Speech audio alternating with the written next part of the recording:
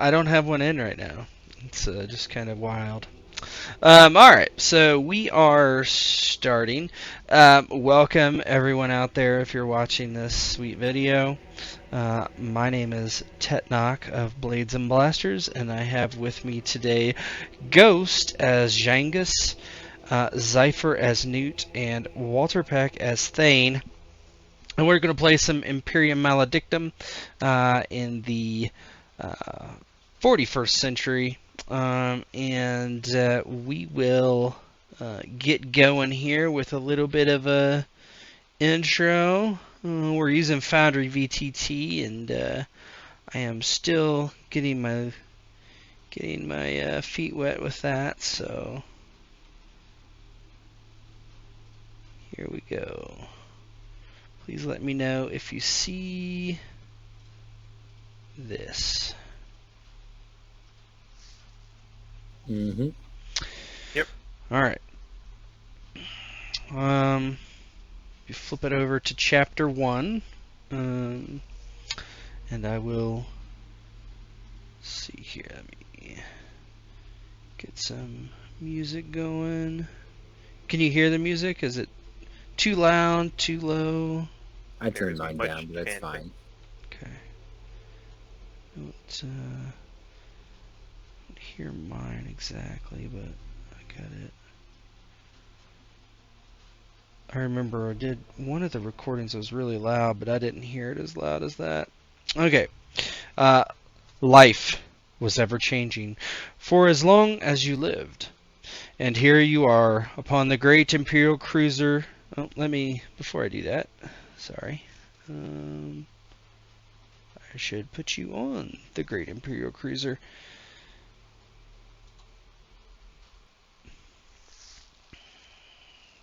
Do you see the image and background and all that jazz? Yes. Okay. Yep. Some things are approximation with images, as you are aware. It's hard to get everything perfectly, but I will describe it. And here you are, upon the great Imperial cruiser, the Black Storm, the flagship of House von Skald. Thane knew this place well. It had been his home for many years, from the Astra Militarum to House von Skald, retainer and man-at-arms. The opulence could be seen in every fiber of this place. The grand foyer is a perfect circle, with half-body servitors carrying trays lined with crystal decanters filled with amsec and far more unique spirits. Braziers along the walls produce a fake, almost eerie light that seems to dim as anyone grows closer. They are arranged perfectly spaced around the circle, as the God Emperor would have it. They cast shadows that seem to move around the edges of the room. Red tapestries with ornate gold trim and embroidered imperial aquila billow slightly as reprocessed air is pushed from massive ventilators in the ceiling, a subtle reminder of the danger in the void.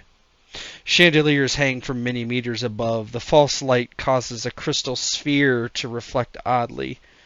Some produce a rainbow effect, others a sharp focus of light which could blind temporarily if you stood in the wrong place.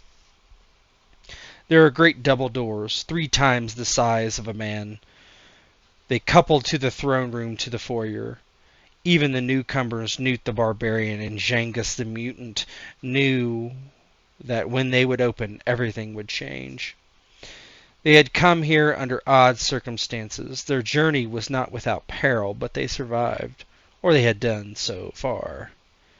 But nothing was guaranteed to them. A rogue trader's business was for profit, and profit was dangerous in the galaxy of the impoverished. Perhaps it was the God Emperor on his throne on Holy Terra that reached out through the Astronomicon that leaked the gift of foresight into your brains, but this was the time to stand up and reach high into the Imperium of mankind, to fight the evil of the galaxy. Through your hands he will spread his glorious light. What remains is how you will bring his will to the masses. And as you wait for an audience with this rogue trader who has summoned you from your staterooms. Newt and Djangus, you have been given simple rooms on this cruiser, and Thane, you have your normal room. This would be the first time you have met each other. And if you would like to give me some introductions about yourself, who your characters are, and that sort of thing, please go ahead. Why don't let's start with the folks not driving first. So go ahead, WP. Thane Arnak was a longtime member of the Rogue Traders Astra Militarum contingency, recruited off a feral world called Taranto. He had been recruited to deal with a increased number of renegades, heretics, pirates out of a nebula. Over the years, he had slowly, along with the rogue trader, ground down the forces of the enemies of mankind. And as his regiments slowly dwindled down through attrition, he became one of the hardened veterans that remained, graduating from a rank-and-file soldier to a specialist to now where he is within the House Skald, serving where able, being sent on specialized missions. He finds himself here, hoping to one day prove to the rogue trader his worth, and if the God Emperor of mankind deems fit, possibly even become an arch-militant for the rogue trader, an honor that he would consider one of the greatest of his life, if not the greatest. Okay. Ghost. Djangus is a former bounty hunter, long time ago, on a backwater frontier planet, Alcaron 4. He scrabbled out a living there. Never knew his parents, grew up an orphan, raised by the community of which he was a part of, till he was old enough to take care of himself. Pickings being slim, he ended up taking a few more high-risk contracts that had caught the attention of fanciful folks, important folks, namely an Inquisitor. For quite some time, he'd been serving in the Inquisition under that Inquisitor's team of acolytes.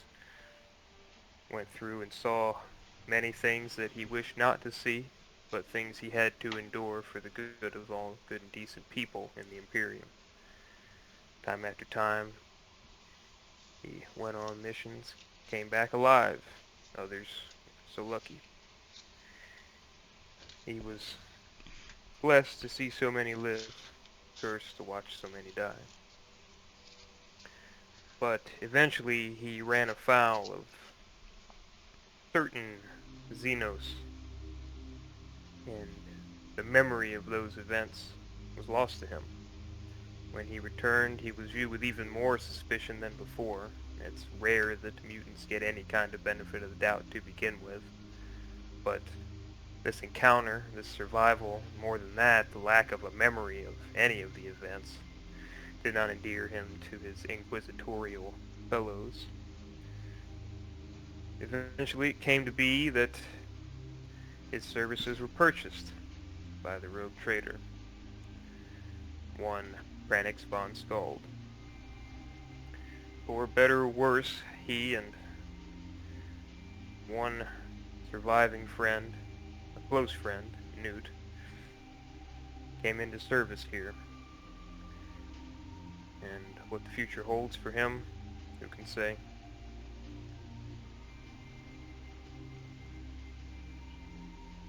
All right. Cypher. Newt stands tall in the foyer of the Imperial cruiser. He is wearing his ceremonial clothes, which is fur of animals he has killed from his home world. He stands there with a great sword by his side, at attention, eyes darting around. He's been on a ship like this before, but long ago. He's by his friend Djangus. Yes, his services have been traded now from the Inquisition to a road trader, but he is not sure himself. Newt stands apart from everybody else in the room. He is clearly not a voidsman. He is clearly not similar to many of the worlds that belong to the Imperium of Man. Newt hails from a feral world far, far away from where they are now. He did not know much. Of what little he knew that the God Emperor's love was always upon him, and the God Emperor protected him in everything that Newt did.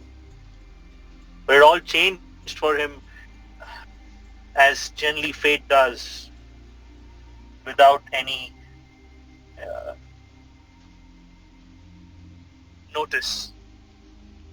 One day, a group working for an Inquisition found him, thought he was the enemy, and he convinced them he wasn't. He guided them to their quarry. He helped them root out the heretics and burn them. He then found his way onto a hive world. From there, onto a rogue trader. He has killed a rogue trader. He has been invited to join the Adeptus Astartes. He has flown a void ship with no knowledge before. He has done deeds that even Newt cannot comprehend with his little understanding of the void. But he knows that everything he has done because the God Emperor smiles on him. And that's all he wishes to do now, to be the will of the Emperor, to be the sharp, pointy end of his master. All he wants to do is find the heretic, burn the heretic, and be the guardian of the Imperium of Man.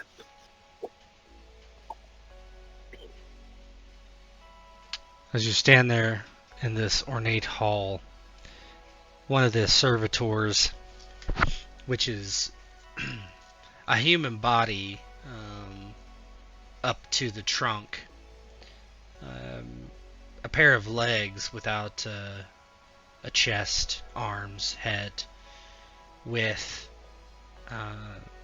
cybernetics locked into the torso and a tray. It pong pong pong walks over to each of you in turn, and a voice comes from it, not a mouth but something else on it. You're not sure where the voice box is, but it says, "Spirits, spirits, pour your spirits."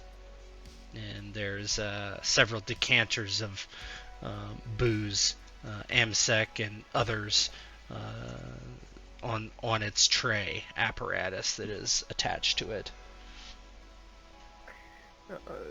I'll take one. Yeah, Djangus reaches over. He takes a glass of Amsec.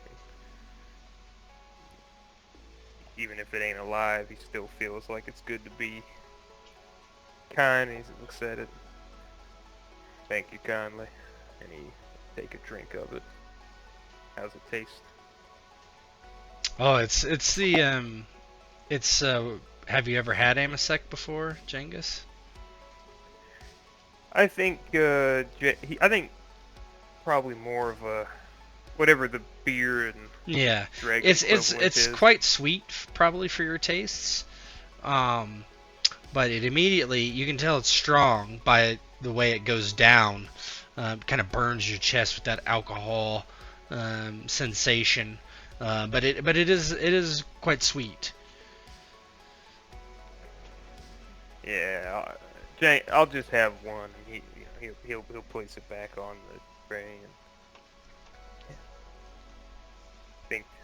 think to myself, and wouldn't want to get too addicted to that. Don't think I'll be having much of it. Thinks in his head. Thane, dressed in his military class A's, for the lack of a better word, he takes some of the Amsec and drinks it, the sweetness reminding him of the wines and alcoholic beverages produced on his home world. He feels somewhat out of place being in a more formal environment instead of with the grunts where he feels at home. But he does his best to take sips and politely nod to those that interact with him and stands kind of ramrod straight as he waits to see what's going on in the chamber and see if the rogue trader Van Skald will make an appearance. How about you, Newt?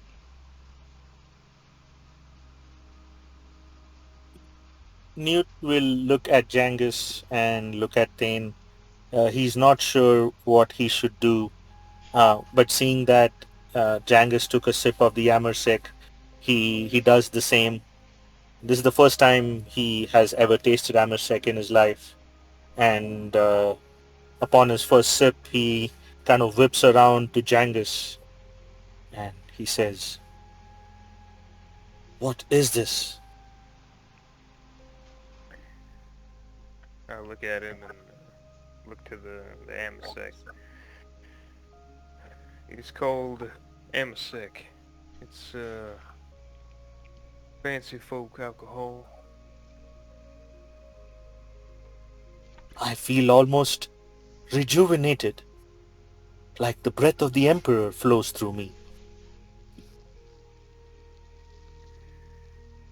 Yep. I ain't had much of it, but this is,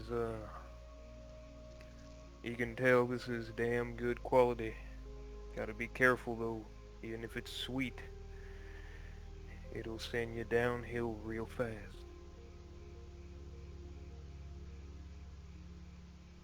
Very well. Only a few sips then. And then Newt puts the glass back on the tray.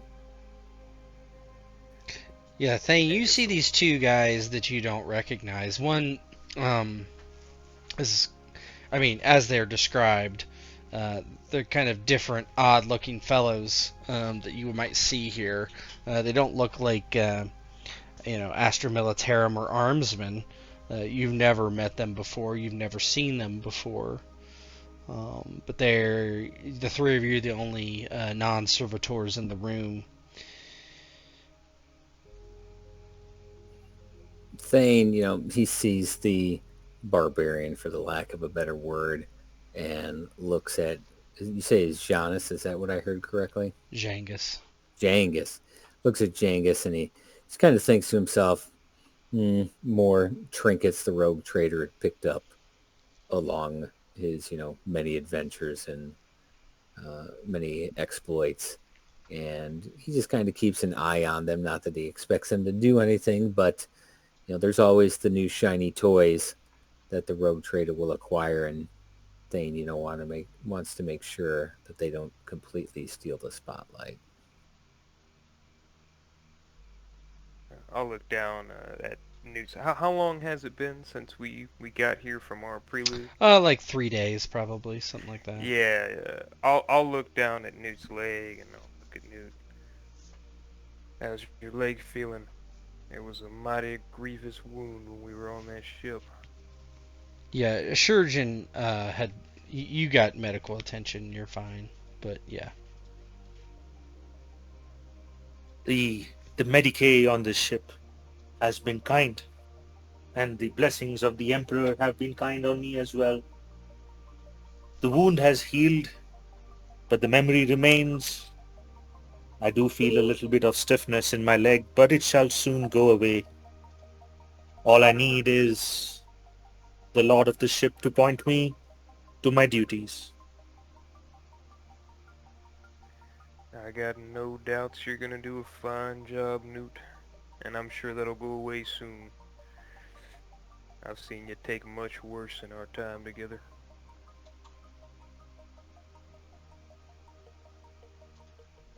But you by my side, Djangus. Hey, you know the ways of these places. I can never make quite sense of it.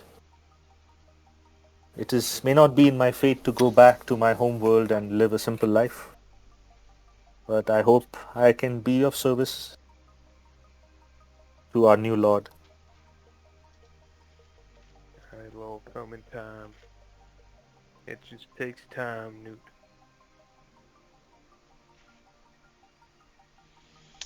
You're standing about. Thane kind of keeps to himself, watching you warily.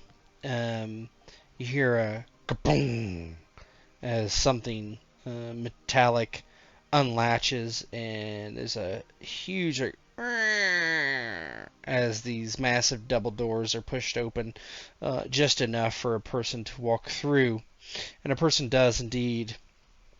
This fellow looks middle-aged with blonde hair.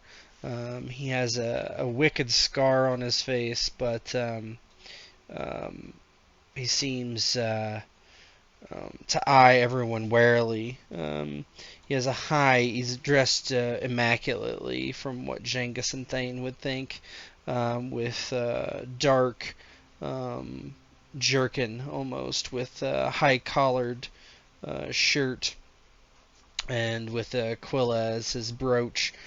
A monocle extends from a wire that is set into his skull and flips over his left eye, and it glows this greenish color and flickers slightly, and he says, "I am Titus, the Seneschal." And Thane, you probably have seen him before. He says, "Krenix, the Younger, will see you." And that might be a surprise for Thane, because Krenix the Younger is not actually the rogue trader. He is technically the captain of the ship, but he is not the rogue trader. He is the rogue trader's son. Thane, let's see. Let me see if there's a good skill for this. Maybe... What would be like a Yeah, right. streetwise intuition? No. Poof. Yeah. I look at awareness, lore, rapport. I don't know if that'd be it. Probably lore, right? Lore or rapport. Yeah, let's I would do think. lore. Just go ahead and do lore. Give it yourself. Do whatever the not challenging, but the easy one, the one that's one above that. Easy, gotcha. So actually routine, but whatever. That's fine. Ooh, That's fine. boy. That works. Yeah. So you know that Krenix the Elder is extremely old, several hundred years old, and he's not been seen much for the last decade. Even though he's supposed to be on the ship, no one has seen him that you know of. But of course, you don't really, travel in those circles, so who knows, right? But there's rumors that he's dead. There's rumors that, that Krenix the Younger has taken over. There's all sorts of odd rumors about the rogue trader, but it's certain that he's very old. So it's not a surprise to you that you're meeting Krenix the Younger. Now, Djangus and Newt, you've been told that Krenix the Elder is the rogue trader, and Titus did announce it was Krenix the Younger, so you might pick up on that, but otherwise. I don't say anything. New job, don't ask questions yet. Yeah, Newt doesn't say anything either. He just nods. Yeah, Titus bows his head and he goes, "Of course, Lord Seneschal, please lead the way." He turns and just walks back into where he came, likely expecting you to follow him. I do. Yeah, he does so. Right. Titus moves into the... Let me get some different music. Is everybody hearing the music? Yep. I don't actually hear it, but... Yes. Let's do this one. Not on this page, but yes. What's that? Not on this page, but I think there wasn't any on the page. Now I hear it. Yeah. You walk into this... Titus moves to the right, out of the way as he steps into the door, allowing you through. You walk in and you see a extremely ornate room. It puts the foyer to shame. It's smaller, but it's taller. It seems. There's all these Gothic, pillars of gold and silver and other metals and red tapestries everywhere, with the Aquila and the sigil of what you would think is House von Skald, which is an eagle. Um, you see two men here. One is a younger man with a immaculately,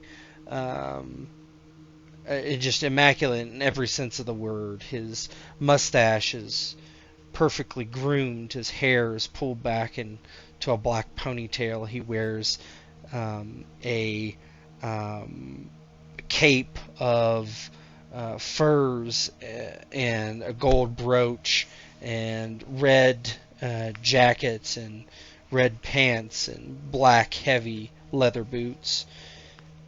Alongside him stands a tall fellow wearing light power armor, just watching kind of impassively. Although he's made up well and clearly looks the part, he's clearly more there for violence. Anyone with any knowledge of rogue traders would guess this is the arch-militant or someone similar. He stands there impassively, almost like a statue next to the throne, as the younger man, with his leg crossed one over the other, smiles, leaning back, his fingers drumming on two pads of command pads that are set into the arms of the throne. They're servitors flying about, small skulls, just going about certain business. You're not sure what their use is necessarily. They go to this instrument and that instrument, and they buzz about. There's more than 3 here. There's probably a dozen in this room flying about. Obviously, there's skulls that adorn the room, as would be obvious. And the man says, as you walk in, looking through one cyber eye and one organic eye, "Welcome. I am Kranix von Skald, the younger, obviously. Please, come forward. I would speak to you and see you closer. I have not met any of you yet." Despite being in his dress uniform, Thane will kind of be the first to step forward and go to one knee with his head, bowed down, looking at the ground. He goes, "I am Senior Sergeant Thane Arnak of the 1st Taranto, and I am here to serve you, Lord." "Yes, I know who you are. And if you wish to keep these titles, you may. But now you are in the service of House von Skald personally, not in a regiment, not with those that hunt out space hulks and clear them for ours.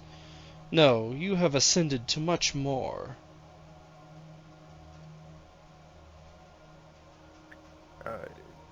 I step forward, I take off my hat, put it on my chest, and I don't get on a knee, but I do bow forward politely. "Honor to meet you, my lord. I am Djangus."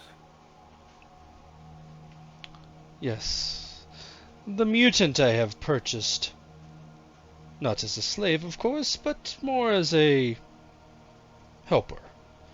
An agent, hopefully, for House von Skald. I will say that I will release you from your duty if it is something you wish, you and your friend, but I hope that you will stay on for the glory that you will receive, and for the good of the God Emperor."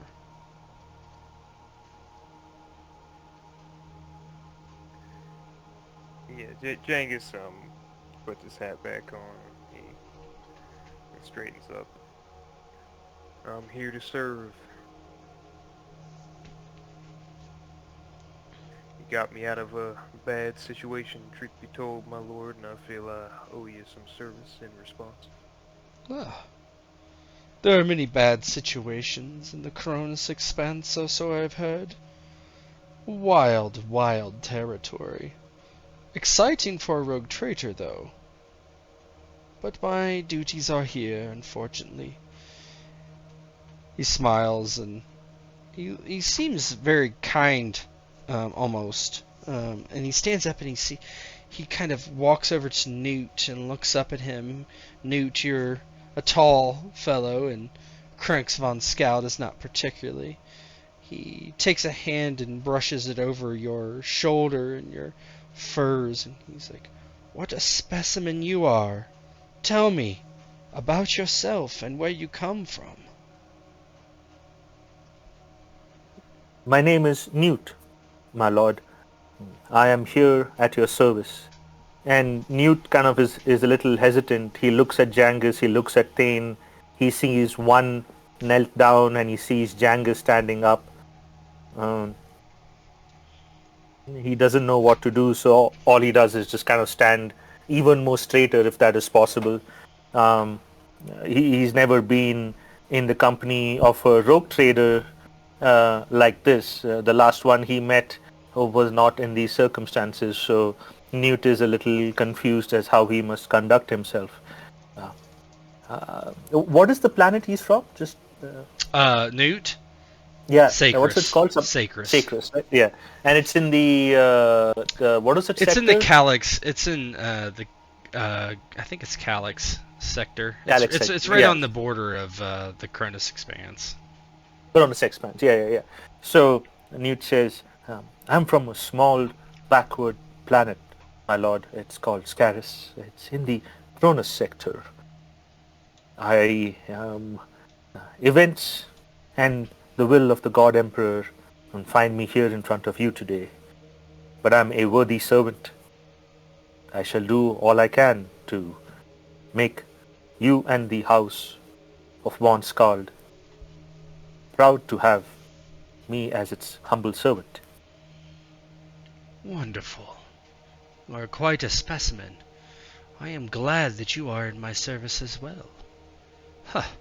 My brokers and my seneschal will be rewarded. I am glad to have the three of you here. And he looks over to Ishmael. Ah, excuse me. This is Ishmael, my arch-militant. He is in charge of all security, all our war efforts. But he is here to observe for now. So, I assume that you all are wondering what you're doing here. What's your mission to be? Am I right? Are you eager to serve House von Skald here in the Malkarian system?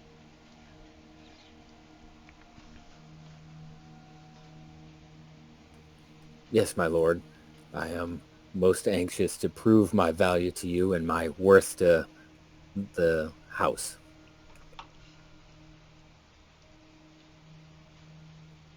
Yes, sir. Happy to be of service. Good. Yes, my lord. Good. This should be no big trouble for you. This is quite an easy task, I do believe. We orbit a future world called Jorgen. Simple backward people, Newt. You are from a pharaoh world. This is a future world. It is similar. There is a temple there to the God Emperor, where missionaries have been spreading the word of the God Emperor for some centuries. They have found something for me that I am going to collect from them. I need you to go get this item. It is an artefact of sorts, and bring it back. That is all. It is helpful that you're not known as one of my servants, so this transaction can go well for the God Emperor. And he looks very pensive, doesn't look, happy or upset or sad or excited, just matter of fact. Yeah, that last part doesn't sit immediately well with Which Djangus. part? The you're not immediately known to me Yeah. part. The Djangus thinks on it, and he's thinking about it and said, "Pardon me, my lord, but wouldn't it be a good thing if we were known as your servants and we were to procure this artifact on your Oh, behalf?" yes. It is for the priest there. You shall be known to me. I will signal that you are coming with descriptions of you. But there are others that could wish to take this artifact. And if they see my servants coming down to the planet, they will know that I am there for the artifact, and they could cause issues.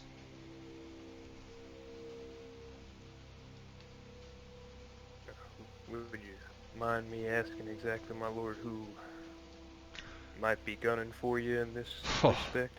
Well, there are more names than I could tell you or count. A rogue trader does make enemies.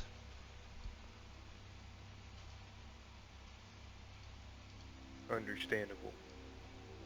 Anyone on this planet we should be watching for in particular? Oh, I don't think so. Most of them only know the work of the God Emperor from the tellings of the temple. There are more temples than one on the entire planet, but where you are going is outside a town called Starfall. This town is named as such for, I believe, a comet that impacted that area some millennia ago. I'm not sure. This is all what the Seneschal has told me. Regardless, the local populace will not be a problem.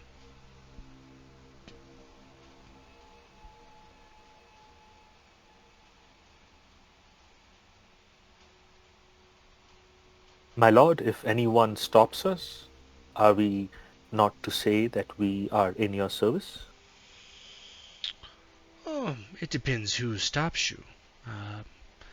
You may freely tell the priests there who you are and why you are there. They will know of your coming, as I had said. Others do not need to know, necessarily. You will take a lighter down to the planet, and you will dock right at the temple. There should be no reason to speak to anyone else, I do not believe. Very well, my lord. Your enemies are henceforth my enemies. Ah, this is what I like to hear. Now, if anyone would try to take the artifact from you, well, that is where your large sword comes into play, my friend. And he kind of steps back away from you. He's been standing within a meter of you, and he kind of plops back up onto his throne. Indeed, in the service of the Emperor and the house von Skald, your property shall be your property, and anyone in the way shall meet a swift demise. Ha! Wonderful.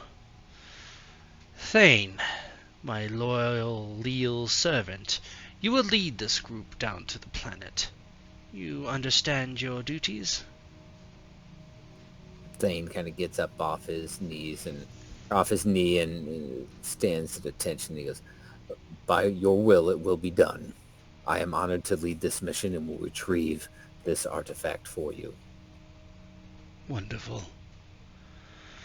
You should see no deception with the head priest. He knows that we are here for it. I will signal him soon on your way down to the planet, and there he will impart to you the artifact, and you will come back. That is as simple as it is. Do you have any other questions for me? No, Lord. He looks over to Nothing else Djangus and from Newt. me, my lord. If I might speak to your seneschal to see if he had additional information, with your permission, of course. I can't hear you. Oh, let me try turning this up. Hold on. Am I coming in low? Oh, yeah, a little bit. Alright, let me try to fix it.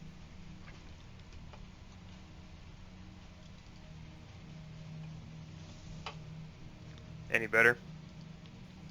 Yeah, a little bit. For me, it is. I will turn... Yeah, it's about as much as I can pick That's up on fine. the sensitivity. Is that better? No, you're good. Cool. Yeah, so... Nothing further, my lord. Don't wish to bother you no more, but, would, it be inconvenient for me to speak with your seneschals? He's got a little more data on, what we're going into. Titus is at your disposal. I believe he is waiting outside. Many thanks.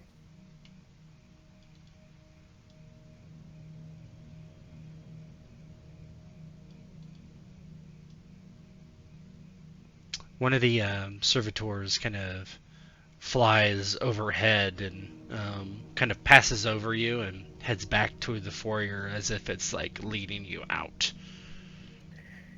Yeah.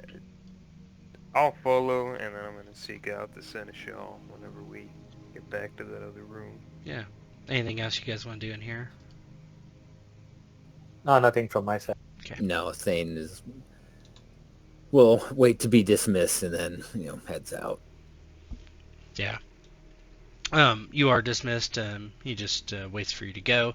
You follow the servitor out of the throne room, and you see Titus drinking an amasec as he's waiting. He's like, "Ah, good. It went well then. You are ready to go?"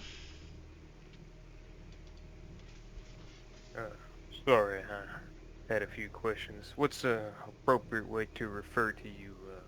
Titus? You may Is it just Lord speak to me Titus? as Titus. I am not one for titles. Very good. I just wanted to get as much information as I can on this planet that we're going down to, Jorgen, Yes? just to make sure I understand, I know it's supposed to be in and out. We just head down to the temple, but is there anybody we're supposed to speak with at the temple in particular? Anybody we should be aware of? Or local Let customs, me, recent events? The temple does have perhaps a dozen missionaries there. The head confessor is... Let me look at my NPCs. What's his name? Hold on. Ariel. There it is. He taps his data slate.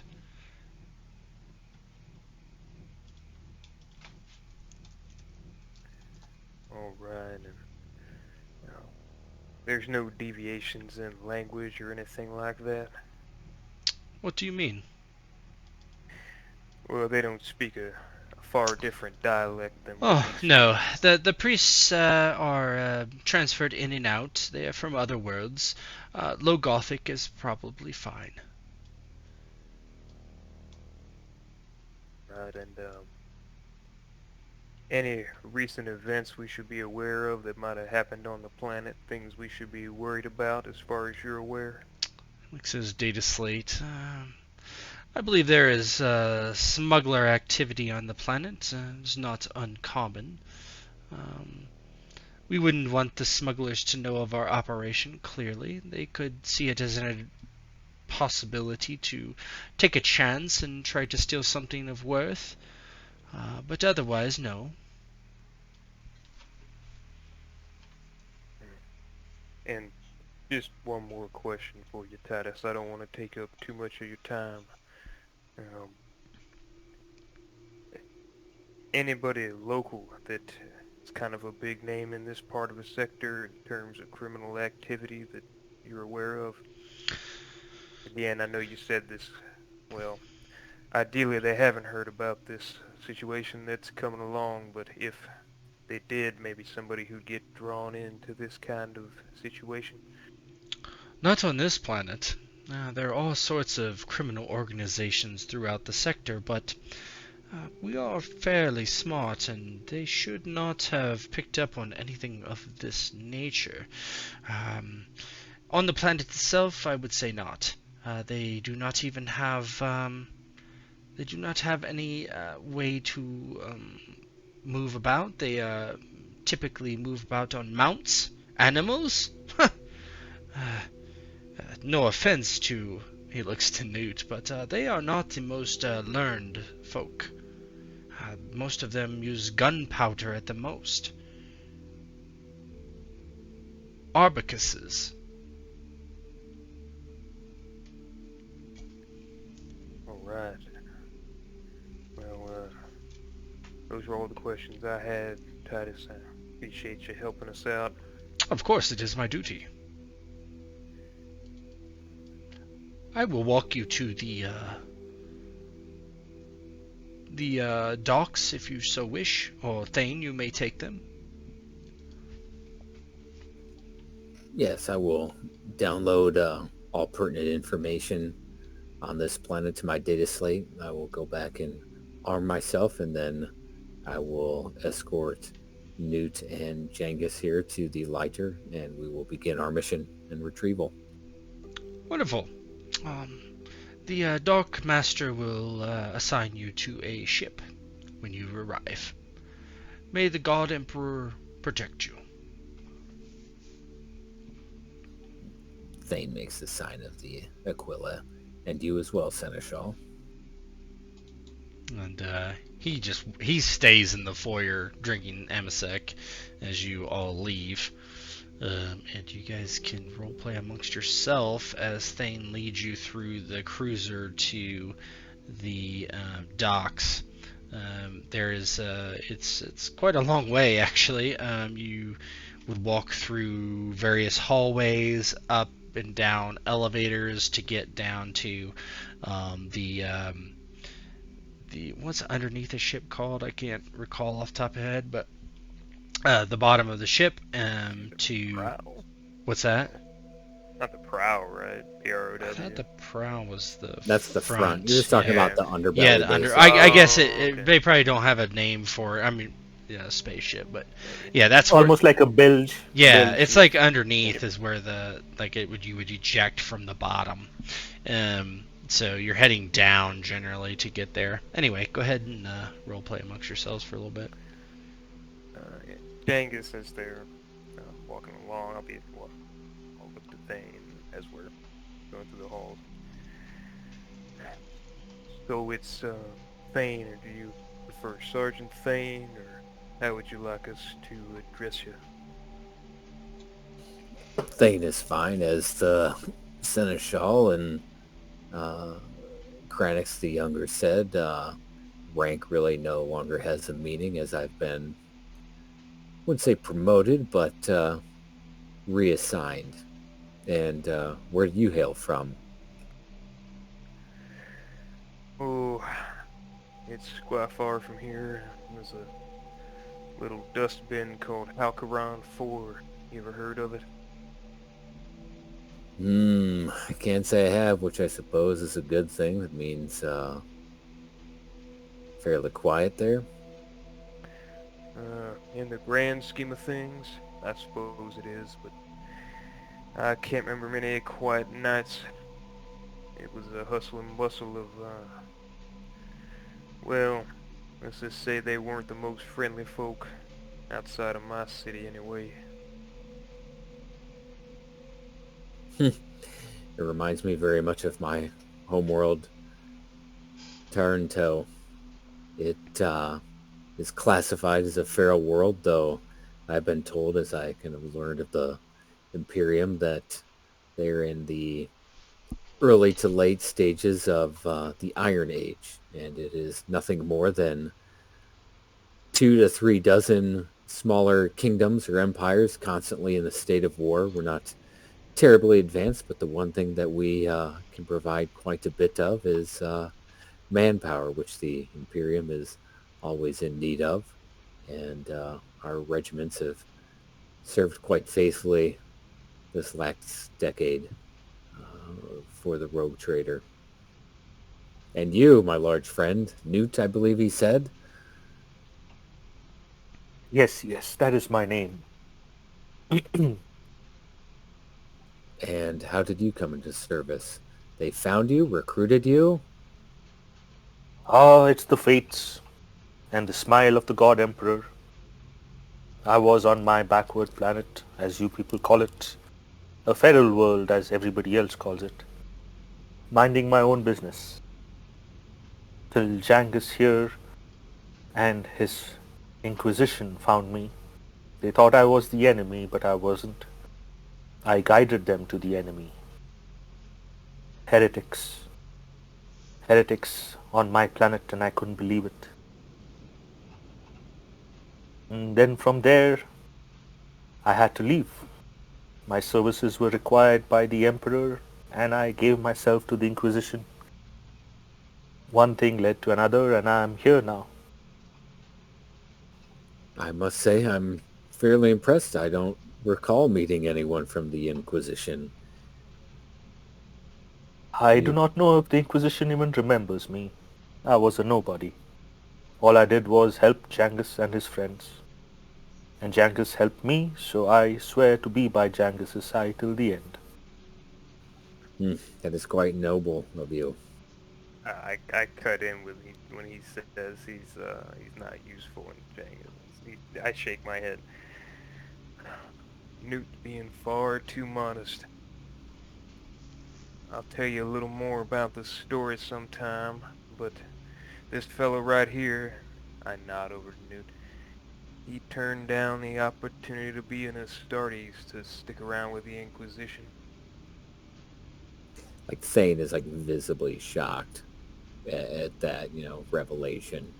It's like, I've been told to be one of the angels of the Emperor is one of the greatest things a man can do. To turn that down shows a type of loyalty and camaraderie that I don't even believe I've ever experienced. That's quite remarkable.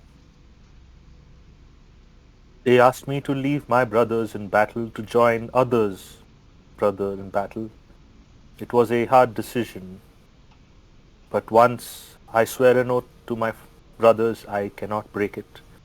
That is the way of my people. And I can say that if he wasn't by my side, I don't expect you and I'd be talking right now. This fella here's steadfast, loyal, and he's damn good with that blade on his back. Ain't nobody I'd trust more. Though, I'm open to more people that I can trust. Those are hard to come by.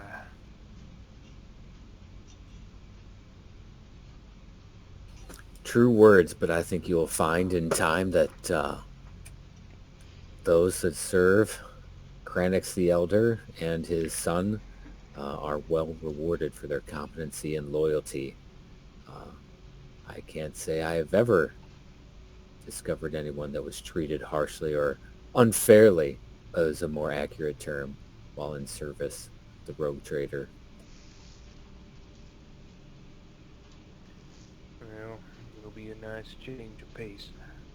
Nice change of pace, too, well, I imagine, given your description of where you're from, you've seen some fighting, you've seen some terrible things.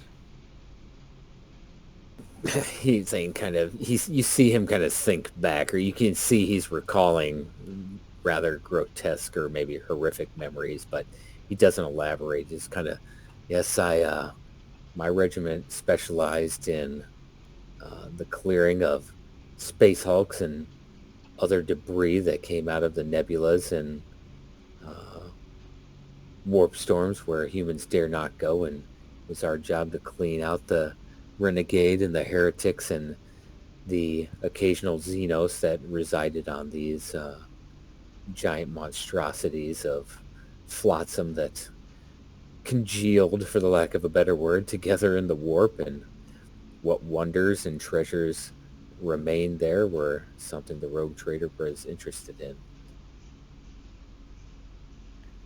Damn, that sounds dangerous. Djangus looks at Newt. I look back at Thane and, well, I imagine you're gonna set a far better standard for a guardsman than Newt and I are familiar with. I am probably one of 10 of us have survived over the years, and I would say the standard is camaraderie, loyalty, not showing fear in the face of adversity, executing the mission. They sound somewhat difficult, but the reality is you just push yourself. It's hard to describe, and it sounds like it's something you guys are quite good at. Is finding that something that you didn't know you possessed to help you get across that last hurdle or obstacle or heretic, that one last ounce of strength that Newt finds hidden in some reserve he didn't know he had to plunge that sword into his skull and end his troubled life. On my world, it is called the Iron Within. The iron within, well said.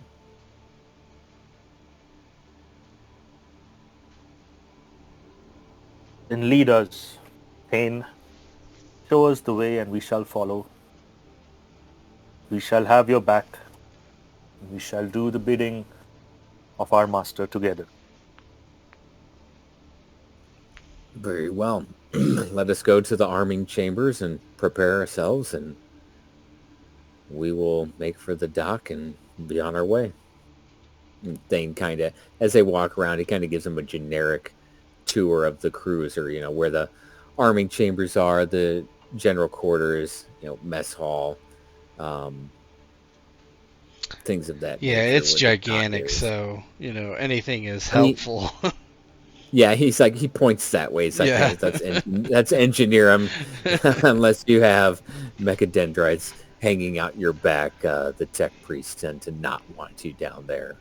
And he kind of points this way. He goes, "This is the barracks for most of the line troopers," and kind of points downwards. He's like, towards the keel and the underbelly is where you find the ratings and the more manual labor that's used throughout the cruiser. Yeah. Yes, when you say tech priests, Newt kind of perks up. Everything else he's kind of like looking around, very confused. But when you say tech priests, yes, inefficiencies. They fix inefficiencies. Oh, damn, I remember that fella.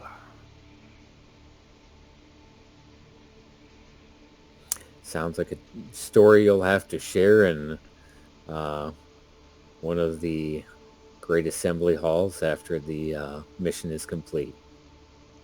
Yes. I have much to tell about the tech priest I spent some time with.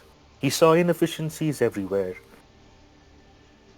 I believe that fella's name was Scarius. Was that correct? Yes, indeed. You talk about your past a bit as you walk down, and you finally get it's a good 10-15 minute walk as you navigate the Imperial cruiser, the Black Storm, to the docks, or at least one of the docks. The dock master quickly bustles you over to a lighter, and you are hustled inside. And let me open that. You go in, and one of the pilots turns, and it's a woman. She looks back and says, "Ah, are you ready to go down to the planet? I'm your pilot, Bettany." Bettany, I am Thane, and these two are my associates, Djangus and Newt. And Thane has changed into his kind of almost standard, militarum flak armor, but you can tell there's been modifications and changes to it that a veteran would do over time to improve its efficiency or survivability, and maybe little trinkets. You see a holy icon up near the collar, kind of like painted on there, and various trinkets.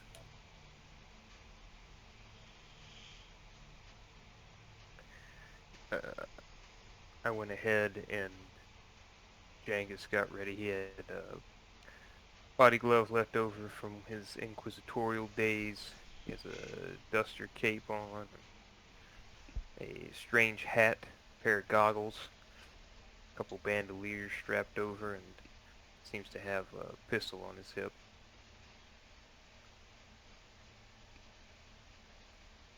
A couple of pistols, in fact. Newt is wearing flak armor and boots, and over that he's wearing his ceremonial battle clothing of fur, and then he has his rusty greatsword by his side as he takes a seat in the back of the lighter and looks at the controls and smiles. Yeah, she seems to be mostly all business. She's like, well, strap in. Oh, this is a quick flight down to the surface. And you notice in the other seat, the co-pilot's chair is a servitor. Looks similar to this, and it just like reaches out with hands and starts playing with some controls. And she says, "Prepare to launch," to the servitor, and it does so. Sit down and strap in.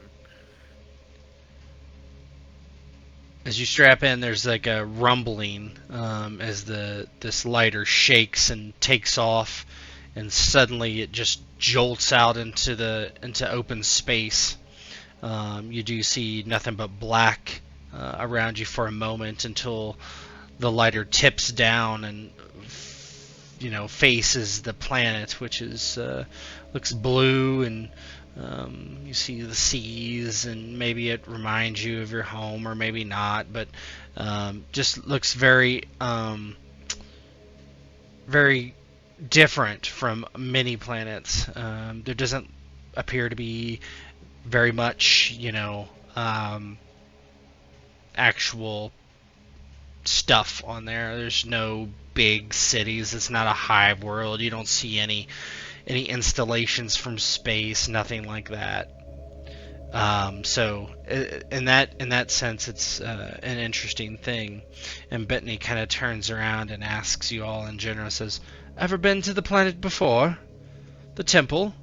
That's where I'm heading. Starfall." I have not. Have you been there?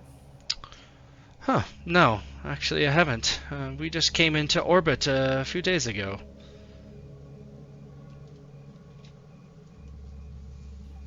Thane's kind of just scrolling through the data site looking for any bits of info that would maybe pique his interest or give him a pause to kind of double check. But so what do you make of the planet? What's the Seneschal and the Administratum on the ship say? I wouldn't know. Just a voidsman. All I can tell you, it's a feudal world. Not very many people down there. Not really worth much at all, honestly. Not a large population for the Astra Militarum. Just many settlements dotted throughout the planet. Don't know much more than that. I'll shoot the shit with the pilot a bit and more personal level. He'll nod to it. Sorry for not introducing myself. I'm Djangus. How many combat missions you flown out of curiosity, Bettany? She kind of cranes around, looking. She swivels her chair and looks at you as the servitor is doing most of the work, it appears. And she says, well, I used to be a pilot for the Astra Militarum, so quite a few. I believe actual combat missions was 68. That's quite impressive. Shrugs. By the God Emperor's grace, I am here today. This is a quite easier job, if truth be told.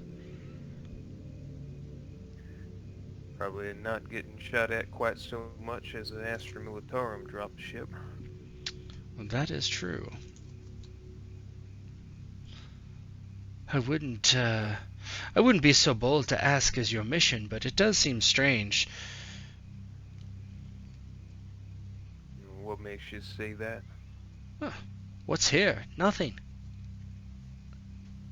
I've been with the rogue trader for some time, and it's usually something that he can get out of it. Large economic factors, resources, men, something. Well, Djangus I'll look over to Thane, look back to Bethany. Well, he was a bit non-specific about what we were supposed to retrieve, and I don't know how much I can say, but I suppose he has his reasons. Oh, of course. Well, meaning no disrespect, but people who are in positions of power tend to know more than they let on, and where we're sitting, a lot of things probably don't make sense. Maybe a lot of things actually just don't make sense.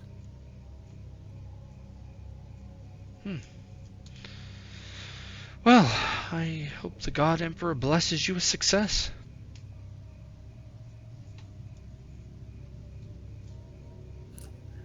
We appreciate it, and luck to you. Now, is your standard protocol to take off after we land, or are you going to cycle down the lighter and wait for us to come back? I will be waiting. That is my orders. I won't leave unless you're aboard. Understood. And the servitor starts beeping. We're coming up to the atmosphere. And you see like this almost fireball envelop the ship as you break atmosphere and head down to the planet. And like the whole ship begins to shake momentarily for a few minutes, and then all of a sudden you're flying through the air. And she says, easy entry, no problems. We'll be there in a few moments. If you don't mind me asking, Bethany, where you're from? I wished I knew. I was conscripted as a child, and I don't really remember my home world, honestly. Huh. So you've only ever known what being in the Militarum and this? Yes, they saw my potential as a pilot and as a voidsman, and that is where I was trained and served. I first served as an assistant to the crew, and then eventually a full voidsman.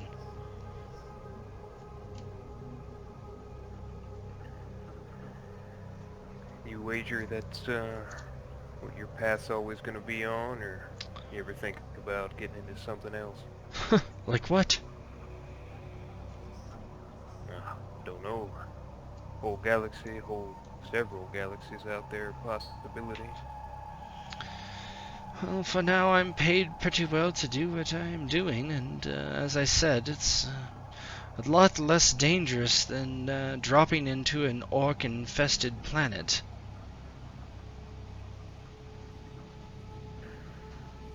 I ain't run afoul of too many of them fellas, but from what I hear, I imagine that's not very appealing. Well, they certainly like to fight. That was the impression I got from the few I saw. Well, it is the galaxy, and it is eternal war. We must fight them back and expand our dominance as the rightful inheritors of the galaxy. Am I right? True enough. And them least of all should have it, since they just lay waste to it anyhow. Well, I have been lucky. Today I feel will be a lucky day as well. Easy and calm. And the ship kind of banks, and you're getting closer and closer to the ground, and she says, "Landing Protocol Delta. There it is." And you see a small landing pad, and then this kind of giant cathedral not far away. And the ship kind of tips up and puts the belly of it down onto the ground, and there's a hiss as you land, almost roughly, as the lighter comes down and just sits down immediately. And she kind of jerks forward, and everyone does in their place against their strappings. And she says, I'm going to need to have the Adeptus Mechanicus work on this servitor. It likes to be fast and reckless. Good in certain situations, but perhaps not landing.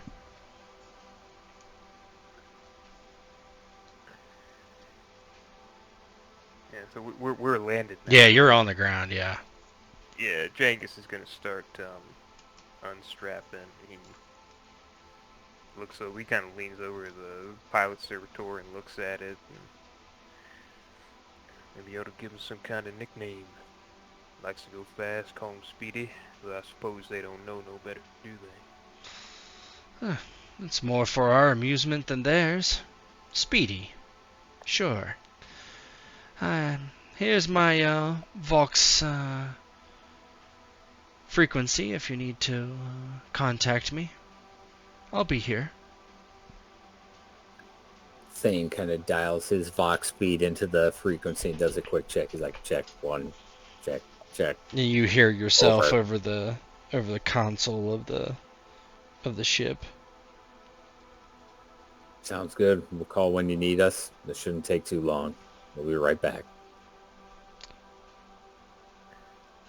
She hits a button. You hear a hiss in the back of the ship as the ramp extends.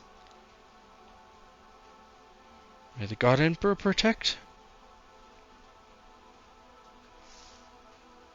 And this thing to you. Thanks for the ride, Bettany. And he looks over at the servitor as well, Speedy, and then starts heading out the back. Yeah, what's Newt's reaction to servitors?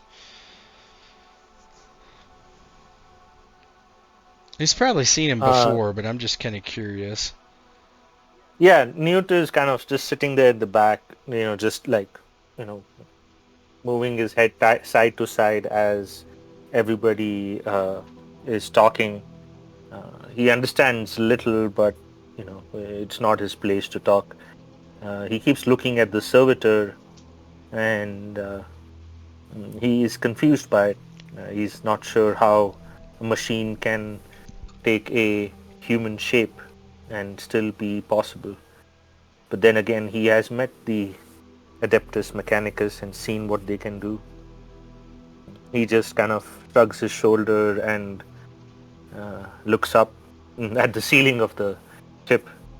So he doesn't realize the difference between a servitor and a tech priest, basically. Yeah, he Yeah, doesn't realize nice. because they kind of look Yeah. they kind of look Yeah. the same. That's funny. So he just sits there and looks up at the ceiling, and he says, "The God Emperor continues to gift me with sights unseen. Maybe this one doesn't have any inefficiencies." She looks at... Oh, it has inefficiencies. It flies too fast. Speedy, like your friend said. Is fast inefficient? When you're trying to land... Suppose if we were being chased by something, it would be good. And Newt kind of looks at her again, very confused. And then he kind of mumbles something to himself and just sits there.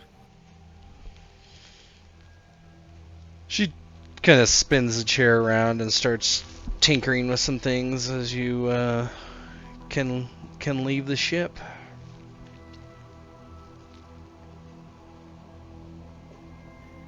Yeah, I'll look to Thane. Should we make sure that our boxes are synced up? Good call. Let's do it real quick. Yeah, pick a frequency and share it. Check 1, check 2. Yeah, it's all in Loud and order. clear. Good. Yeah, Thane will basically walk down the ramp and just kind of quickly assess the surroundings and how far away, they're from the temple and whatnot, and if there's anyone already coming out to greet them or what's going on. Yeah, it's nighttime and you head outside and you notice there's a patter of rain coming down. Narcissus is not here. And it is nighttime, and you're probably only 50 feet away from the temple. Kind of past it, you see woodlands. Hard to tell in this light exactly what's around, but your reports are that there's nothing around. There's a town some mile away, but that's it. You do see their parishioners outside, kind of milling about. You hear them praying, "Oh, God, the Emperor, help me, keep me safe, keep me safe." And some are doing self-flagellation, smacking themselves with whips as they kind of just mill about outside this temple. None greet you specifically.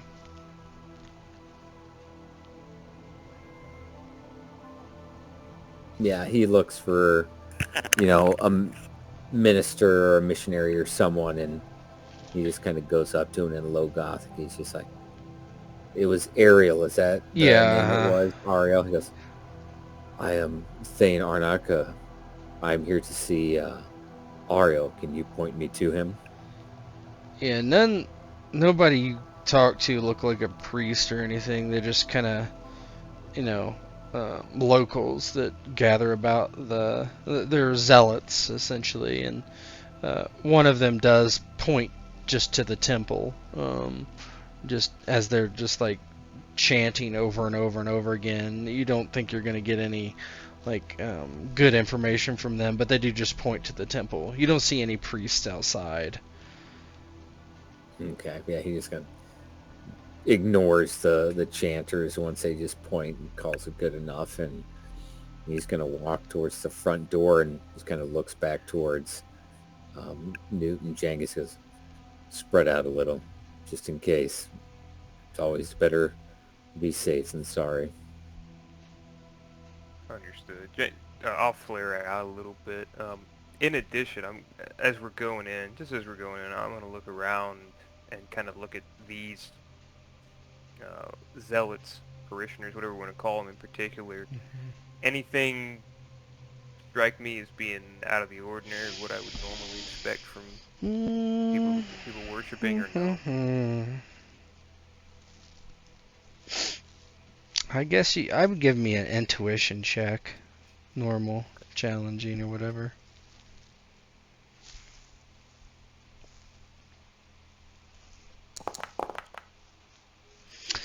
Yeah, not really. You've seen people like this before, particularly on worlds like this where they weren't, maybe their contact with the God Emperor and the Imperium of mankind was somewhat limited.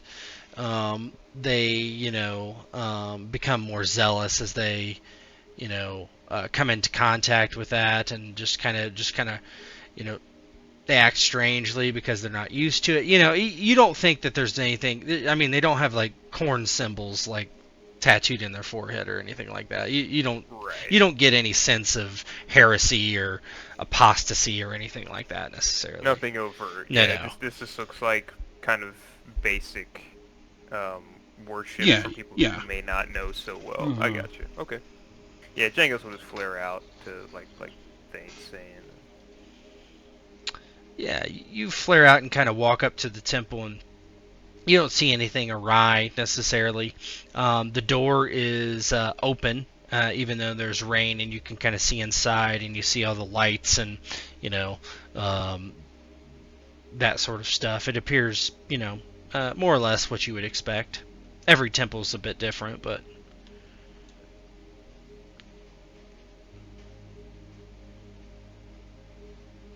and then somebody peeks outside, and you hear like a commotion kind of inside as people are speaking, and somebody says, "Enter, enter, please."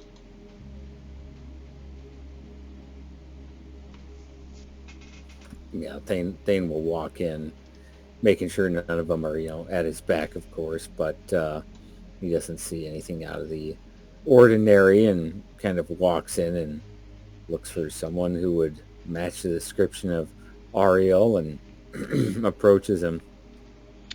Yeah, as you walk in, you immediately are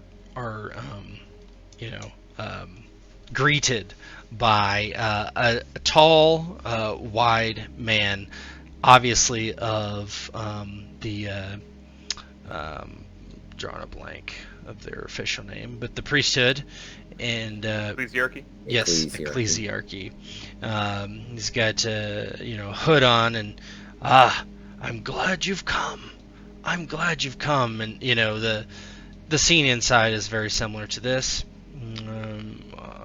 You're not sure if any are holy relics or anything, but there's all sorts of, very typical, standard statues and decorations of a temple such as this.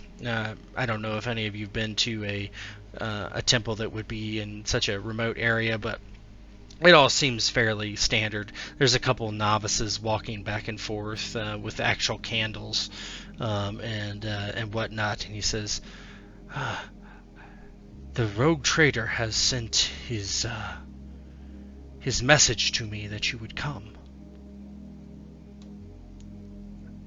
and you are spot on of his description."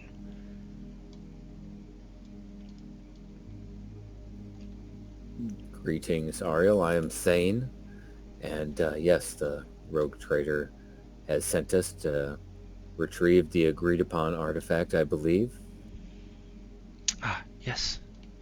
Yes, indeed. Would you accept a blessing while you are here?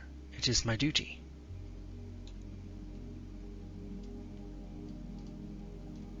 Thane kind of goes from foot to foot, just kind of hemming and hawing. He goes, "Of course, as a member of the ecclesiarchy, I'd be honored to receive a blessing from you." And the rest of you? Newt kind of looks around. He is not sure what a blessing means or does, but if Thane is doing it, then he will kind of walk up beside Thane and nod his head. Yeah, I'll step up next. I'll receive the blessings from the Emperor, delivered by you, of course. Wonderful. By his hand I shall bless you on this task. And he waves you over, and there's kind of like this pedestal filled with water. And dip your hands, and he like goes on and on. And he like walks around you chanting. There's incense in the air, and it's taking like after 10 minutes. It's taking quite a while. He's just on and on and on. I'm not sure. Are you gonna stop him, or are you just gonna let him continue? The Emperor loves you. He brings you strength. He brings you glory. And our life and death. Talking, What's that? as he's talking, I look to Thane, kind of trying to gauge. Yeah. Thane's kind of looking at me finally after just like seemingly Repent for your eternity, sins. Excuse me. Yes.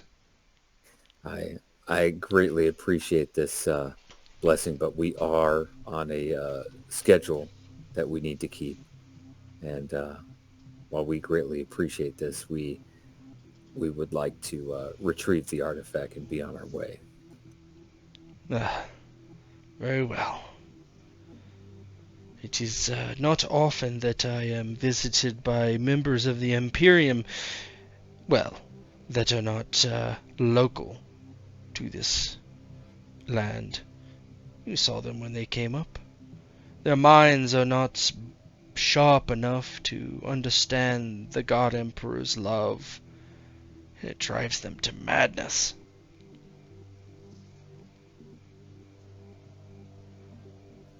Very well.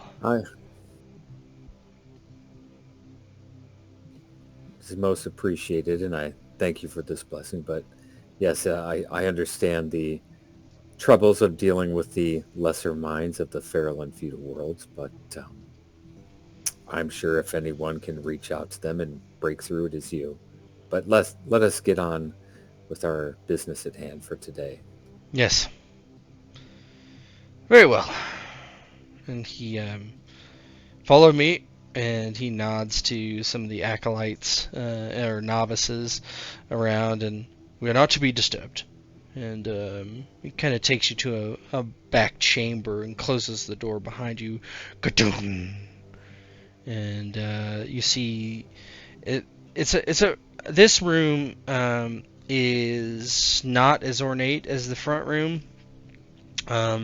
There are it's not like a bedroom or barracks or anything like that, but in the middle you see there's a pedestal, and on top of the pedestal is a small box, and he says, this is it.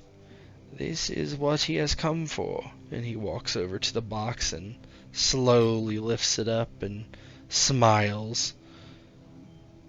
A prize for your master. And he turns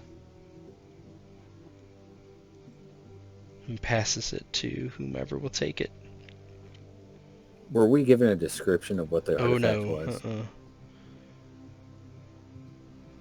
Well, guess we'll kind of do one of those, John Travolta and Pulp Fiction, and kind of unsnaps the briefcase and opens it locked. up, see if something's It's locked. glowing. You can't open it. He goes to open it. He goes, it's locked. Is there a key or an encryption, a cipher of some kind? Your rogue traitor has the means to open it. It is not for my eyes or your eyes to see such a splendid wonder from the ages of mankind. Such a gift from the Emperor. Can I see if he's... Yeah, you can do an intuition roll. Yeah. I want to make sure we're not getting Bamboozled in this bitch. Yeah. Intuition rolls. Challenging? Normal. Yeah. You don't know. Anybody else can roll too. Well, you rolled twice for some reason. No, that was earlier intuition. Oh, I gotcha. Thane, you don't think he's bamboozling you. You think this is what he came for. This is what the rogue trader came for.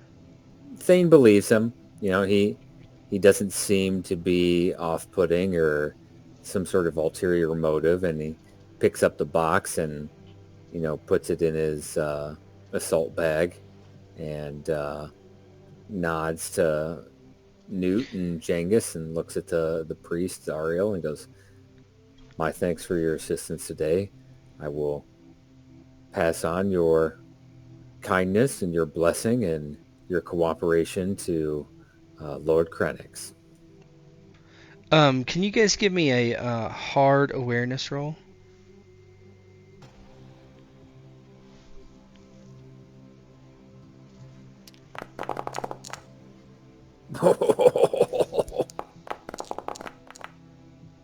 Holy crap. Whoa. You guys are... Newt chilled. Almost though. got it. Wow. Of all He people. thought he heard something and then put his Weird. finger in his ear and he's like itching it. Yeah, trying to get the wax out, Yeah, Newt is busy looking at all these walls, and he's still kind of kind of a little confused what a blessing does. Yeah, Um, what happened? I feel the same. Exactly. It's like- Oh, dude. and he's like a little confused, like who's of a lesser mind? Oh, fucking hell. Yeah, you hear some like a thud or something from the outside room just before the door opens, and Thorn walks in, and Ariel kind of turns his head and looks irritated. I said we are not to be disturbed. And Thorn has a some sort of gun in his hand with what you would consider a silencer, and he raises it and points it in general direction of everyone and says, "Give me the box." Being that I had 3 degrees of success. Yeah, you all heard 3 something success coming levels on on from it, out there. Yeah, you can be at ready. Yeah. I would absolutely be at ready, and my gun, if you allow it, my gun's out. Yeah, that's and fine. I'm matching him. Yeah. So Djangus spins as soon as hears that thud. He was just about to call out something's wrong, and he whips the gun out and points it. There's a laser bead on Torn's chest, and after Torn makes his request, Djangus says, "Better off you drop that gun. From this close, I ain't gonna miss." You don't As, understand. Yeah, go ahead. Oh no, go ahead. As he's saying that, go ahead, and then I'll jump. Yeah, he says, "You don't understand. None of you understand." As he's saying that, I assume with my success as well, Thane has a hell gun, so it's already out. And as he's pulling up the gun, the two start talking. He just shoots. He's not. Fuck. He's not fucking around. He's impeding the mission. Oh fuck. Just go ahead and give me a shot. Just shoot. Yep.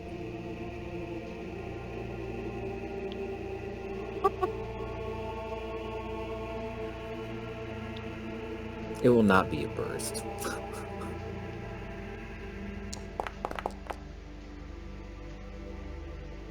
Oh my god. How does In it the how does it fucking look head. as you kill this guy as he walks in? So he does like one of those classic bad guy tries to explain his like motivation for being bad, presumably, and he just like from the hip, he doesn't aim, he just like raises his gun, and at this close you can basically point your finger and that's where it's going to go, and just this bright red light comes out from the hell gun and just right into his face, melting in his lip and nose, and he just falls dead, and he goes, "Death to the heretics." Yeah. And then just immediately looks at the Ariel and goes, "Take cover, take shelter where you can." Yeah, Ariel looks a little. He steps back. Oh, he looks very, shocked about the whole situation. And then all of a sudden, the whole there's a huge explosion from outside, and part of the actual the room collapses, and you see like an opening in the back, like there's some sort of room back there, and like rocks forward, and just like dust, debris is kicked up, and Ariel kind of is thrown aside, and he's like, "Oh, we're being attacked! How could this be?" And he walks, kind of gets up and goes over to a table and grabs a chain sword, and like you hear it rev up, and he's like, "I will kill them all!" And but yeah, you see there's definitely a way out the back, and he's heading towards the front.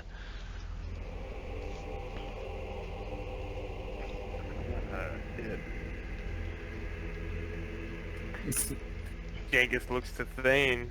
He's in charge of the mission. He looks as the ecclesiarch goes towards the front door. He kind of sarcastically, "Let the preacher spread the faith however he deems necessary," as he kind of hears the chainsword revving up. He goes, "We have a mission to complete. Out the back. What's the move? Yeah, why don't you guys... Yes. So, yeah, go ahead. No, go ahead. That is a blessing I can understand. Bless them all, priest. You are right. This is not our fight. We must leave at once. We have what we came for. Yeah, he throws the door open without waiting for you and runs outside. Give me an awareness roll. As you know, we're making these rolls. Mhm. Djangus looks to the others. And we got a duty to help the faithful. It ain't our ride out there anyhow. Sometimes the way, as he's moving back to the opening, he goes, sometimes the way forward involves going backwards. Yeah, Thane, as you're the one who spots it, you see like armsmen just rushing into the temple, shooting down novices and whomever. And I assume there's no markings on the arms. No, they're just wearing black flak armor. Djangus doesn't like it, but he's not in charge. He won't say anything before the thing now. Out, move, as these, armsmen come in through the front. Yeah, you head out this door, and you go down these steps, and then there's an archway with like it looks very, very dusty, like nobody's been down here for a while, or not like significantly so. And then there's like a kind of like a metal mesh door that you can just like kind of pull open, if that makes any sense. Just like a screen door almost. And then you're down into the bowels of the earth. There's some sort of cave. So I have light on who had a glow rod at the time, so... Since I have dark sight, do I see pretty well? Oh yeah, you do have dark sight, don't you? Let me see here. Let me give me a sec. Vision. Yeah, as you're fixing that, I'll Djangus, as they're going down, I'll look to the others. Pretty dark down here, but I can see pretty well. I flip my goggles up, and Is that? I Yeah, can it's better for take the you. lead if you like. Yes, it's much better.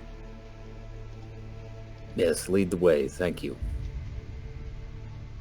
Yeah, I'll flip my goggles up, and I'll start creeping along, moving stealthily, try to lead them through what I can see. Mm-hmm. I am right behind you, Djangus. And Newt pulls out his sword. Yeah, as Djangus is leading the way and Newt's kind of behind him, Thane kind of watches behind them as they go, listening and trying to see if anyone's following them down. Yeah, you don't. Just so you're not like just walking through this maze. There's not like something to pop out and kill you. And I don't want you to go like just walk around and waste time, go the wrong way. Go the other way, just so. I got a feeling we should turn around. The God Emperor tells me. I'm feeling a calling from on high. We gotta turn back. Yeah, you what it is you actually hear this beeping in this direction, and I'll just keep pinging where you hear it. Hear beep, beep, beep, beep, beep, beep, Real slow. beep, beep, beep. Am I getting anything from any of my... I'm starting to see something. Do I... Any, like, senses, smell? No, it's sticking pretty out sterile. from them? But you do see that some sort of light emanating from a box of some sort that's just sitting here. Very unnatural. Like it definitely shouldn't be here. Thane kind of walks up on it. This is unexpected. Thoughts?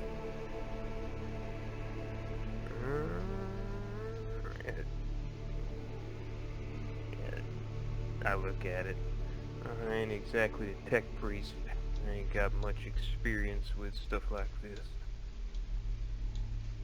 Does it look like anything Thane has seen before? I mean, it's just a lockbox of some sort. Wow. Yeah.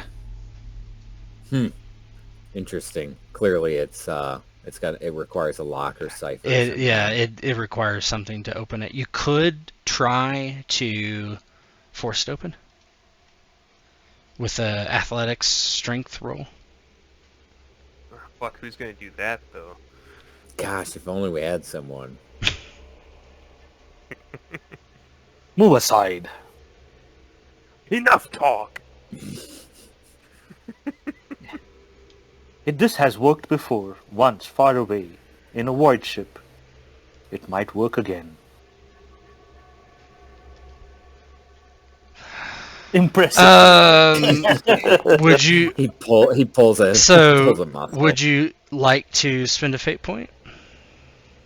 Oh yeah, I have fate, right? Yes. I want to spend. How many? I have 3 every session. Well, it's every arc, so every probably arc. 3 sessions.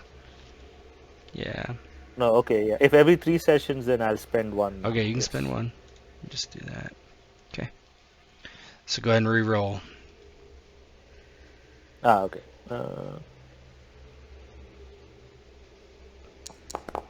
There you go. Yeah, you pop it open. Pop. How do you get it open with your strength? Yeah. So first, Newt thinks he's not sure how these things work. Back home, if something didn't work, he would kick it.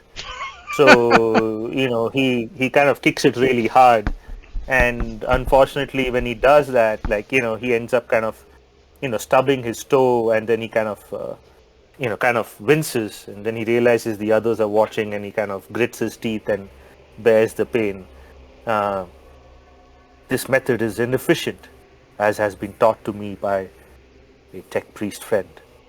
The last time I did this, and he kind of remembers, and he kind of puts his sword back in his scabbard, picks his, both his hands up, makes them into fists, raises it above his head, and just brings it down and smashes it on the the cover, the lid.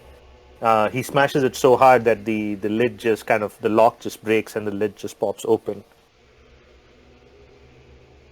Now that's efficiency. Yes. Fists work when feet don't. And when neither work, then the sword does its bidding. Well done, Newt. And he kind of opens the lockbox to take a look on what's in there. Yeah, you see, there's a couple more mundane items. There's a shock maul, a grenade of some sort, a stub pistol with a couple clips, a silencer, and there's some solars in there, perhaps about 500 in a bag tied up.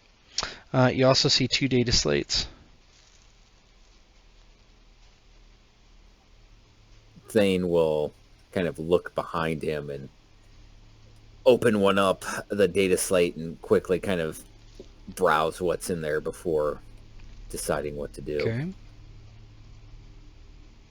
That's what you see.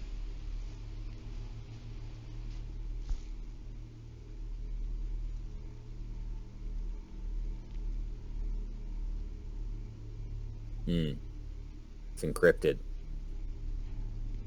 I'm going to assume that's both data slates. The data slate 1, you mean?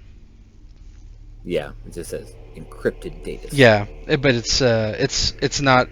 You have access to it. It just says format disk, yes or no. No. No, we're not going to format this. You hit no. Hit no. Then this pops up.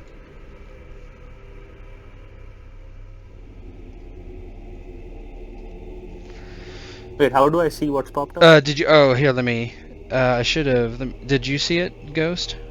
I see the data slate 1 format disk. Yes. Yeah. So here, let me do it again. Show to players. Show. Do you see that pop up? Yeah, now I see. Yeah. Yep. It just says no format data disk. slate Yes, 1 for no. me. That's all that's on there. And then if you select no, then you select no, and then this message cycles on the front. Routing code star 53600 XY75 Gamma Osiris Delta 77 2549999 M41. Acolyte. As the closest asset to the target, I command you to travel to the feudal world of Jorgen. There, posing as a faithful priest of the Adeptus Ministerium, are a cult of Xenos sympathizers. You are to infiltrate the cult and learn what you are able. Their temple is located at 52.5200008X 13.404954 near a town called Starfall. Intelligence suggests you will find no great friend to the Imperium or the God Emperor there. Asset Redflower has arranged a courier to Starfall while you are there. He is a smuggler called Falconer. Make contact and pass any information back to me through him. I have conscripted a choir of the astropaths to relay our communications. Do what you must for the God Emperor of mankind. The Emperor protects. Kozalev. Classified. Format after reading.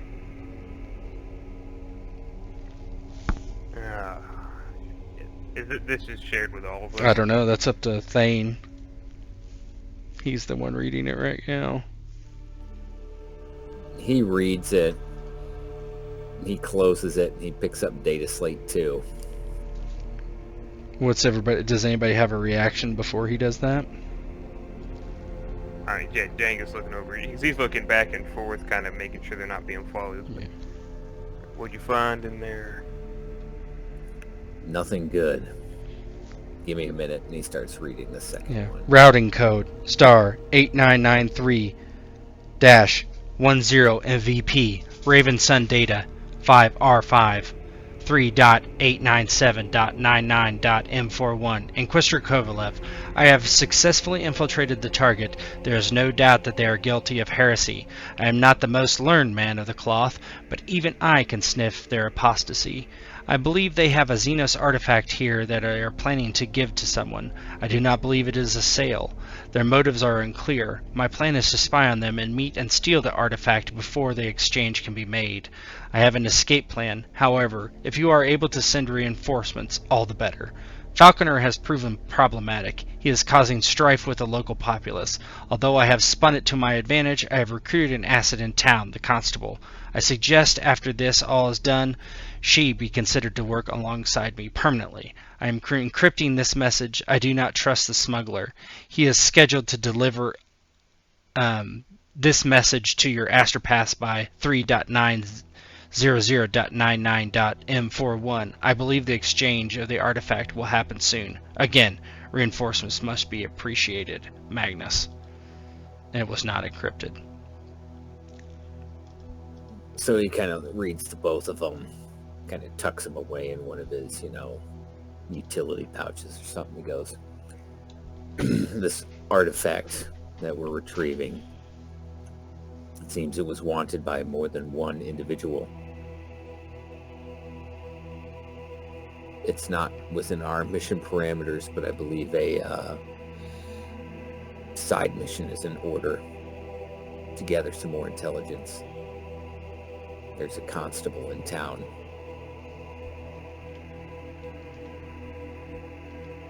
Yeah, and if all that's relayed, Djangus feels, I feel a lot more conflicted now. You say that was inquisitorial asset? They did say it was. I believe that is what it is, yes.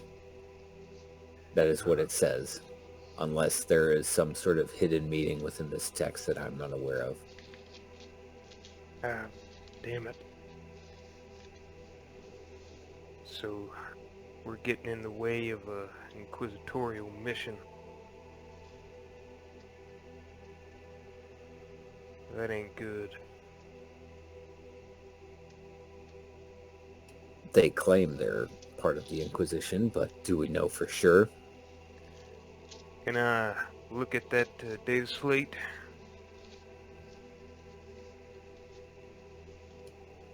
He kind of hesitates for a moment, but hands him data slate 1. Can I try to figure out the authenticity of what I'm seeing based on my experience in the Inquisition? Like, does all this look kind of like what we would have done? Go ahead and give me an intuition roll.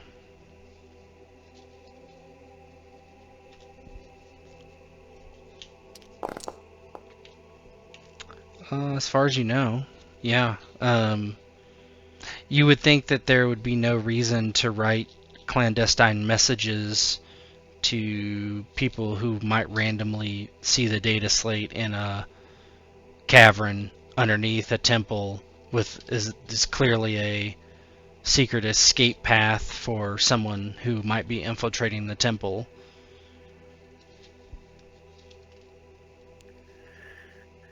So that strikes me as being weird. Yeah, so I look at it and I'm mulling it over and well, the data slates are definitely, I mean, they look like they follow a lot of the codes that we were using when I was in the Inquisition, but I don't know. Don't make much sense for this to be down here. Why have 2 data slates that are gonna tell your whole damn mission? That Well, ain't the kind of level of yeah, did you? secrecy Oh, I would yeah, expect. you haven't relayed the fact that when you first, Thane, when you first opened it, it said, "Do you want to format the disk?" And you said no. Oh yes, But you didn't I see wouldn't that have known that. necessarily, so Yes, that'd be my postulation. As he's talking out, he goes, I believe whoever this asset is possibly lazy or incompetent. Otherwise, this data never would have come to light.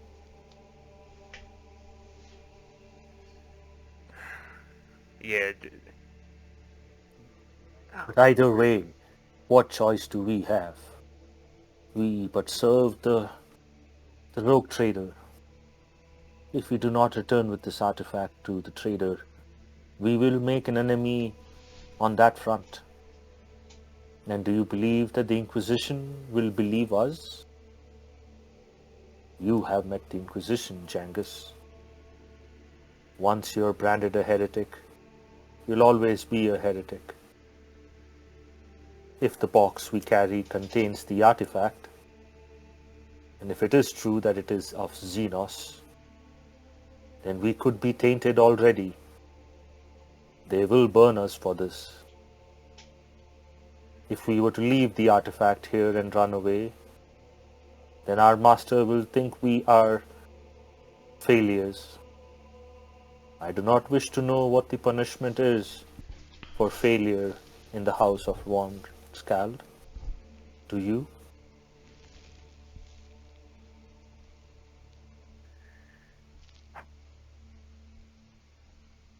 Well, ain't like we can do much. We're already in it. And the Inquisition ain't no friends of ours. Just gotta hope no decent people get caught up in this. Alright. Well, we know what we're up against, though. Inquisition is not to be trifled with, even if this particular asset was a bit of an incompetent. I suppose that explains the orangemen upstairs. Inquisitorial fellas.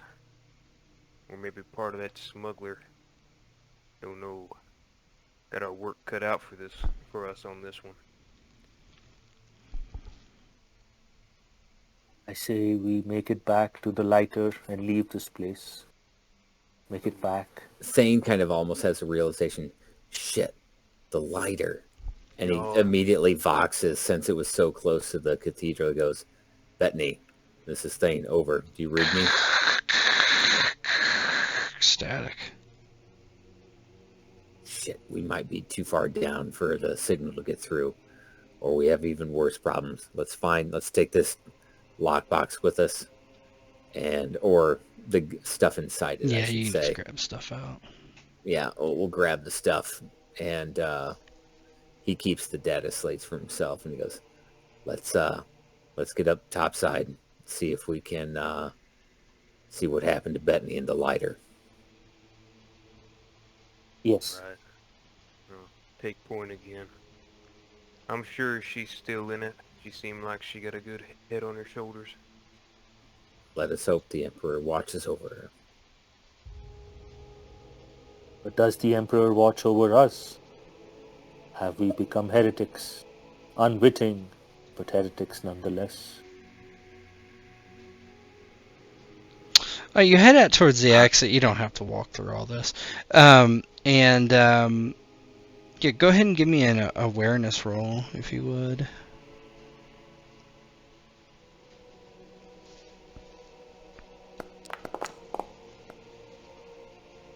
Oh, man. Oof. Any advantages for seeing in the dark? Is it easy? Yeah, that's not a bad one. Go ahead and make it routine. Yeah, you're about to exit the cave. You see, like, there's a kind of moonlight or something outside because it is nighttime. And Djangus, you see that there's a tripwire across the way.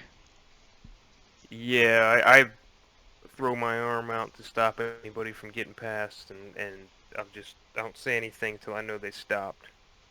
And I'm gonna look out and see if there's anybody out watching this. Not that you see. We get the trip- Okay. And he looks back and he's whispering just out of habit on the box. Tripwire up here. Don't move.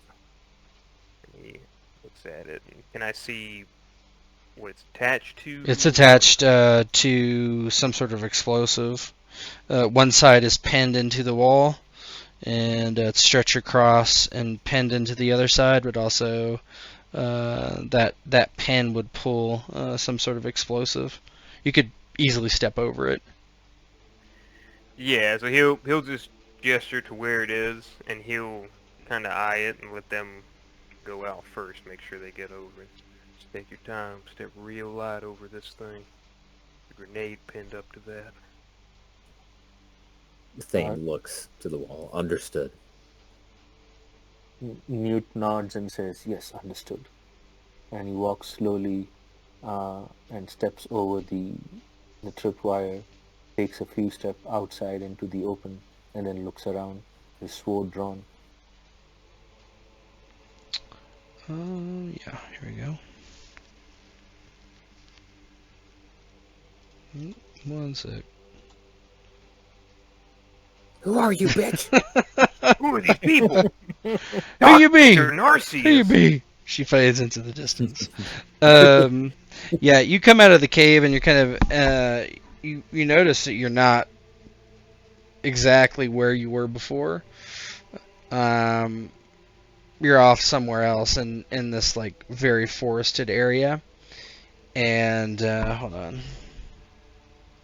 You hear exchange of fire, gunfire, las rifles and and they seem to be close. But let me hold on 1 second. Is this what I need? No.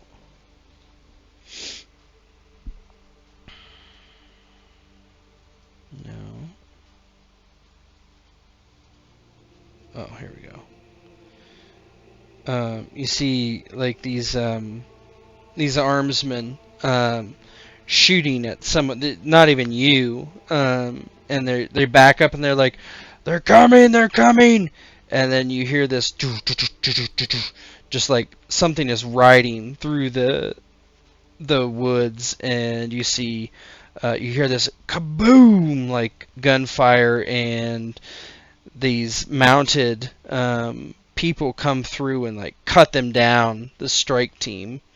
And you see at the head of them a woman with a cyber eye, and the rest of them look like hold on, where is it? NPCs, I don't know. The rest of them are like have helmets on basically, And here they are. Like these guys. And they come through and they kill all the those armsmen, and they kind of just like sit upon these. They're not exactly horses, but similar, watching you as you appear from the cave. And some of them raise these long, very antique-looking weapons, pointing at you. And as you stand there, kind of the standoff after they kill these armsmen, that's where we'll stop tonight. Nice. Ooh. Mortepec had to kill him immediately. Can't talk. Die. Ain't got time to talk.